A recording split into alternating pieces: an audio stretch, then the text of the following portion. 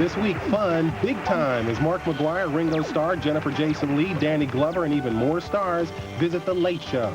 Now, your local news. Now on WCCO-4 News, it was an emotional symbol for an entire city, and in just hours, workers will begin replacing a steeple ripped down by a twister. This group came to a football game to take on the Redskins, not the team, but the name. And this man got stuck dangling from a high wire. So how did he get there? And what about getting down? WCCO-4 News is next. With clear, accurate coverage. This is WCCO-4 News, the hometown team. Good evening, I'm Kathy Wurzer. And I'm Jim King. It's an inspirational symbol in St. Peter, and tonight it's about to rise again. Nearly 7 months after a devastating tornado tore through the town, a church steeple at Gustavus Adolphus College will be rebuilt. And WCCO's Tony Berlin is here with more information on the transformation. That's right, guys. By the end of this week, a 175-foot steeple should once again stand up on top of the school's chapel. It's a powerful sign that the town of St. Peter is coming back. It's so quiet and peaceful here. It's hard to imagine the destruction last spring in St. Peter. At Gustavus Adolphus College, everyone remembers the storm's power last March. There are symbols everywhere.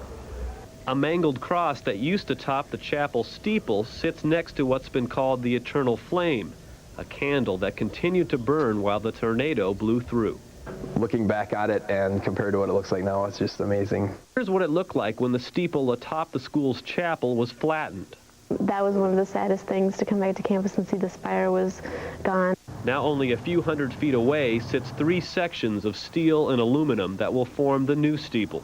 It will take 3 days to reconstruct the spire, and on the 3rd day, Thursday, there'll be a special ceremony celebrating this event. The spire going back up, I think, so it brings closure to the rebuilding process. The school president was one of few people on campus when the twister hit. He calls the reconstruction a ray of hope. I think the symbolism of the spire going back up makes it very clear that we've gone from the stage, or from this almost 7 months, 6.5 months of rebuilding, recovery, to a moving forward to build. Well, by all accounts, it's going to be a very emotional week in St. Peter. In addition to the steeple, a new campus center will be opened at the college, and there are going to be many more ongoing construction projects, guys. It's going to be a busy time there, continuing to be at least. Then tomorrow, I guess they're going to start work on the spire and the steeple. They're going to try. It's supposed to be like 25. That could be a factor. They want to start setting up all the cranes and other stuff tomorrow, and hopefully have their schedule set so they can have that ceremony on Thursday. Inspiring story, though. Very much. Thank you. Well, a church that welcomes people from all walks of life is trying to take a stand against hate.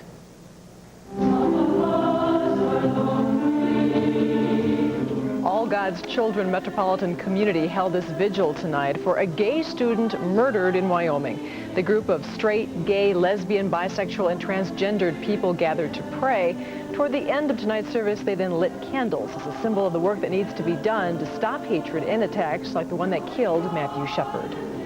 A big part of the scandal at the White House is coming to town this week. Paula Jones's lawyers on Tuesday will ask a federal judge in St. Paul to reinstate her sexual harassment suit against President Clinton. It's been dismissed, but lawyers for Paula Jones claim Clinton lied under oath. They've also offered to settle the whole thing for $2 million. The White House is not commenting on any settlement.